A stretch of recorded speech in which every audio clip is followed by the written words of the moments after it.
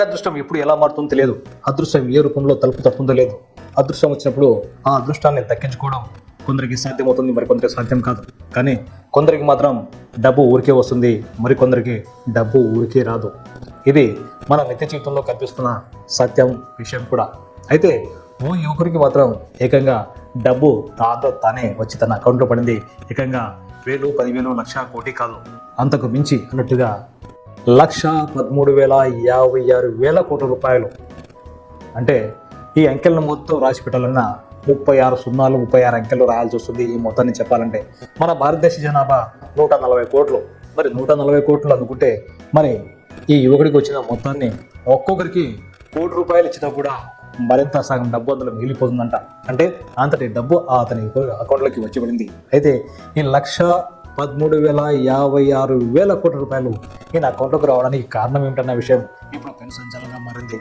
ఢిల్లీ సమీపంలోని నోయిడాలో ఉన్నటువంటి దీపక్ అనే ఓ 20 ఏళ్ల యువకుడి అకౌంట్లోకి ఈ ఖాతాలో డబ్బు వచ్చి పడింది ఈ నెల 3వ తేదీన. అయితే తనకు వచ్చిన మెసేజ్ చూసుకున్న ఆ యువకుడు ఏదో సాధారణ ఫ్రాడ్ కాల్స్ మెసేజ్ ఏంటని చెప్పేసి ఎవరికి చెప్పలేదు. కానీ మరుసటి రోజు తన మిత్రులకు ఈ సమాచారం ఇస్తే వాళ్ళు ఆ యొక్క అకౌంట్ను గమనించి మీ అకౌంట్లో డబ్బు క్రియేట్ అయిన విషయాన్ని చెప్పారు. ఎక్కడో పొరపాటు జరిగిందన్న విషయాన్ని గమనించినటువంటి దీపక్ ఆ విషయాన్ని సమీపంలోని బ్యాంకు తెలియజేశాడు. దీంతో విషయం తెలుసుకున్న అధికారులు అకౌంట్ ఓపెన్ చేసి చూడగా నిజంగానే 1,13,56,000 కోట్ల రూపాయలు అకౌంట్లో జమ అయినట్టు ఉంది. అయితే ఇది ఎప్పుడు, ఎక్కడ జరిగింది, ఎలా జరిగిందన్న విషయం మాత్రం అధికారులు కూడా చెప్పలేకపోతున్నారు. అయితే అకౌంట్ సంబంధించినటువంటి విషయంలో దాదాపుగా 1,13,000 కోట్ల రూపాయలు పడిన విషయాన్ని ఆ నోట ఈ నోట ఇవ్వడంతో మీడియాకు చేయడంతో మీడియా ప్రతినిధులు ప్రస్తుతం దీపక్ కోసం ఆయన ఇంటర్వ్యూ కోసం చేస్తున్న ప్రయత్నాలు. అయితే ప్రస్తుతం మీడియా యొక్క తాకిడిని భరించినప్పుడు ఆ యువకుడు స్విచ్ ఆఫ్ చేసుకుని కూర్చున్నాడు.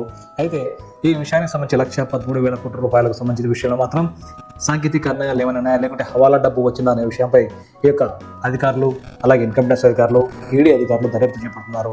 మొత్తానికి 1,13,56,000 కోట్ల రూపాయల విషయంలో మాత్రం ఈ అకౌంట్ ఎవరిదనే విషయాన్ని గమనిస్తే ఈ అకౌంట్ దీపక్ తల్లికి సంబంధించిన విషయం.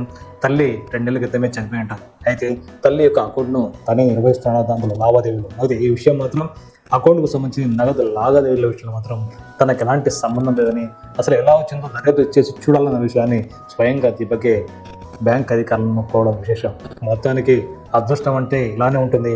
కాకుంటే అదృష్టవంతుల్లో దేశభక్తులు ఇలా ఉంటారని చెప్పడానికి కూడా దీపక్ ఒక ఉదాహరణ.